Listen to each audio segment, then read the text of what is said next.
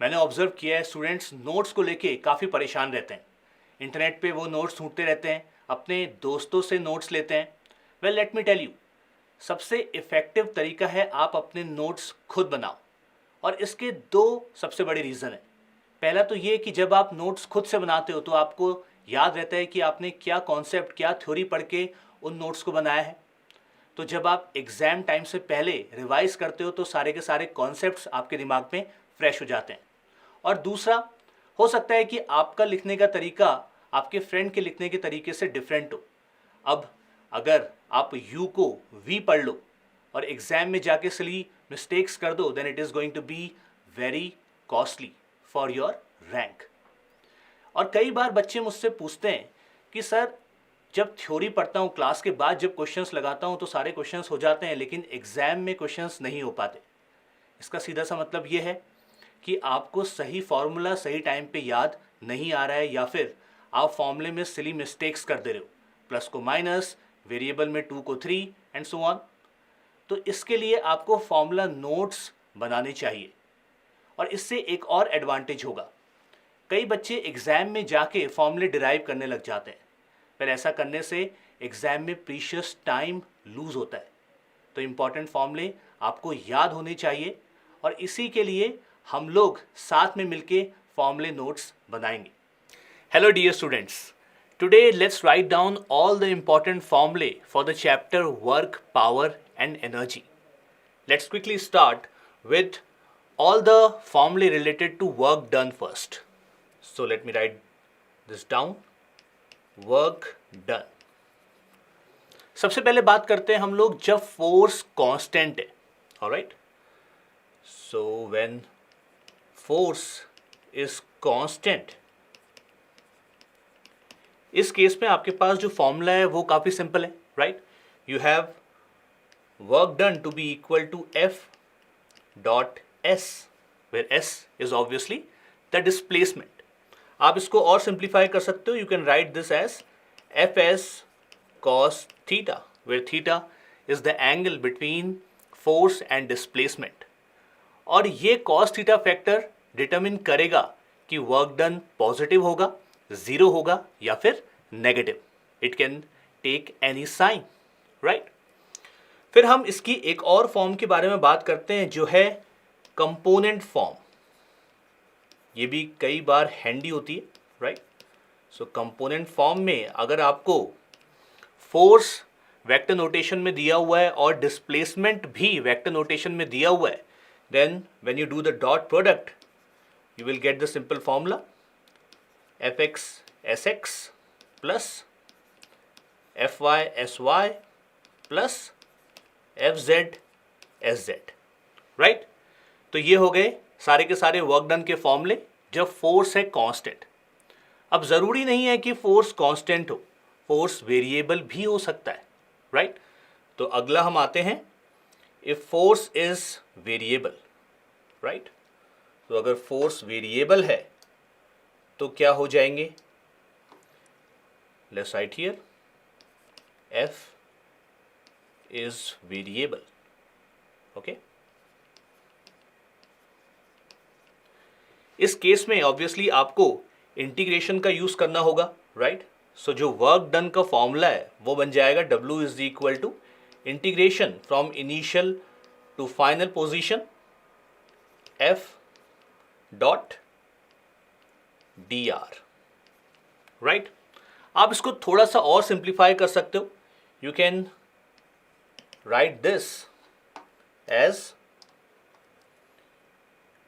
integration fx dx from xi to xf, right, plus integration fy dy जो है initial position along y to final position along y, plus integration fz dz from z initial to z final. All right, as simple as that. I hope you guys are noting along with me. Yes, all right. अब हम लोग next part पे आते हैं। अगर मान लो आपको force और पोजीशन के बीच का रिलेशन दिया हुआ है ग्राफिकली। तो उस केस में आपको क्या करना है? वेल लेट्स अज्यूम कि आपके पास इस तरह से कर्व दिया हुआ है, y के अलॉन्ग है f और x के अलॉन्ग है r, and let's assume the curve is something like that. Alright, तो उस केस में जो एरिया अंडर द कर्व हो जाएगा that is going to give you the work done, right. तो वर्क डन इस केस में क्या होगा? Area under the curve. लेकिन एक बात आपको ध्यान में रखनी है, जो एक्स एक्सिस के ऊपर वाला पार्ट है इसको आप लोगे पॉजिटिव साइन के साथ, और जो नीचे वाला पार्ट है इसको आपको लेना होगा नेगेटिव साइन के साथ to get the work done. Alright, तो ये हो गया graphical method to find out the work done. अब हम लोग चलते हैं the work done by the spring force पे। Alright, so the next important formula is work done by spring force. Spring force आपको पता है कि स्प्रिंग फोर्स होता है -kx, राइट। तो आप same if f is variable ये वाला फॉर्मूला यूज करोगे तो भी वो चीज आ जाएगी। मैं यहाँ पे डायरेक्टली फॉर्मूला लिख देता हूँ क्योंकि काफी जगह पे इसकी डायरेक्ट जरूरत पड़ती है। Alright, so in that case the work done by the spring force is going to be equal to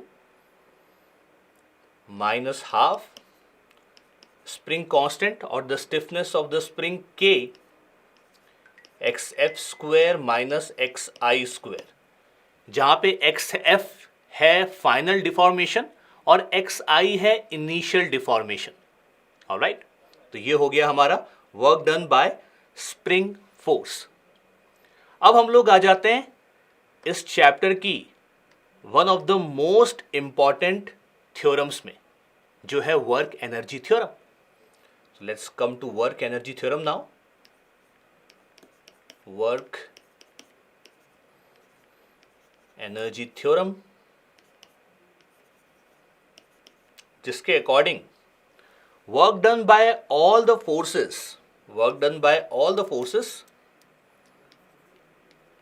is going to be equal to change in kinetic energy, right? अब यहाँ पे all the forces means all the forces, चाहे वो internal हो, external हो, conservative हो, non conservative हो, चाहे वो सूडो फोर्स ही क्यों ना हो, आपको सारे के सारे फोर्सेस का वर्क डन कैलकुलेट कर लेना है और फिर उसको चेंज इन काइनेटिक एनर्जी के बराबर इक्वेट कर देना है। और जब भी चेंज की बात होती है it's always final minus initial, तो इस केस में भी this is going to be equal to K final minus K initial. Alright, तो ये हो गई हमारी वर्क एनर्जी थ्योरम। और अब हम लोग आ जाते हैं पावर पे। ऑलराइट, पावर के दो इंपॉर्टेंट फॉर्मूले आपको पता होने चाहिए। So let's come to power now.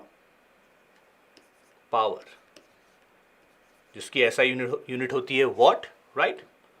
तो इस वाले केस में अगर आपको एवरेज पावर कैलकुलेट करनी है, P average, then this is equal to total work done divided by the time taken।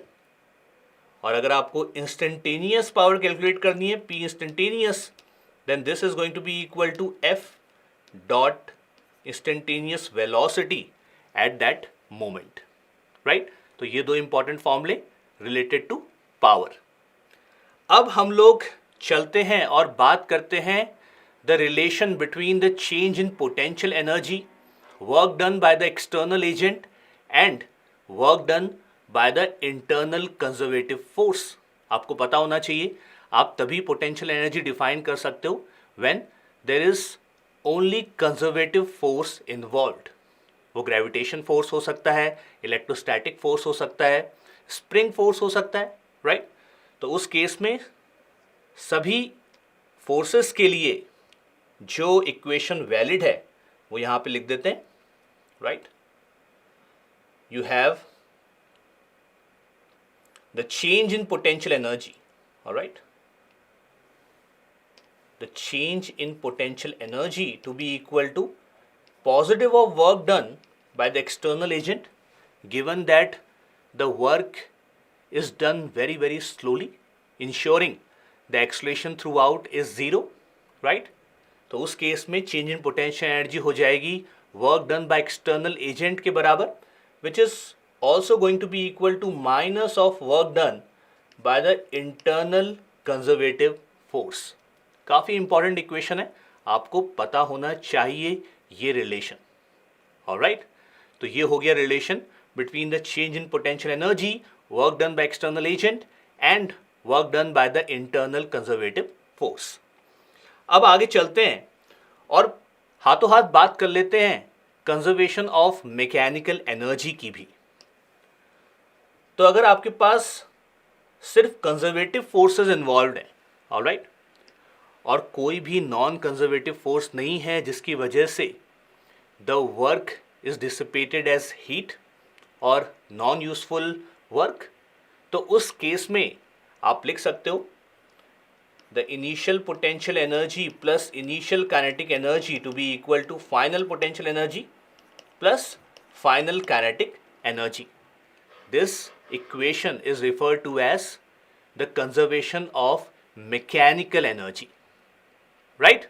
तो काफ़ी सारे questions इस equation पे based होते हैं, बस आपको ये determine कर लेना है कि question में कहीं पे भी non conservative force involved नहीं है, and then you can very well use this formula. Alright, चलिए अब आगे बढ़ते हैं और बात कर लेते हैं, अगर आपको कंजर्वेटिव फोर्स निकालना है और आपको पोटेंशियल एनर्जी का एक्सप्रेशन दिया हुआ है, then you can very well calculate that. How? With the help of partial derivative, right? So here in this case the conservative force is equal to minus dou u by dou x I cap, right, where dou represents the partial derivative। जब आप dou u by dou x कर रहे हो तो आपको ये assume करना है कि y और z कांस्टेंट है, okay, minus dou u by dou y j cap minus dou u by dou z k cap। Alright, तो इस तरह से you can figure out the conservative force, okay. और ये हो गया हमारा सारे के सारे फॉर्मूले related to work and power and also all the expressions of potential energy, it's relation as well as the conservative force. अब एक और इम्पॉर्टेंट टॉपिक है इस चैप्टर में जो है वर्टिकल सर्कुलर मोशन। उसमें जो एक इम्पॉर्टेंट केस है क्रिटिकल वेलोसिटी वाला, दैट इज प्रीटी इंपॉर्टेंट, तो उसके सारे फॉर्मूले हम लोग नोट करके इस सेशन को एंड कर देते हैं। ऑलराइट, तो क्या है उस केस में? वेल, वो इंपॉर्टेंट केस ये है कि अगर मान लीजिए आपके पास इस तरह से, मैं यहाँ पे लिख देता हूँ vertical circular motion, let me right just VCM, okay. इस वाले केस में सपोज आपके पास एक स्ट्रिंग है जिससे एक पार्टिकल अटैच्ड है, right, and you provide the minimum velocity at the bottom most point such that this particle completes the full circle. Alright, मेरी बात को आपको ध्यान से सुनना होगा, ये बहुत इंपॉर्टेंट केस है क्योंकि, ओके। तो इस केस में let me draw the diagram.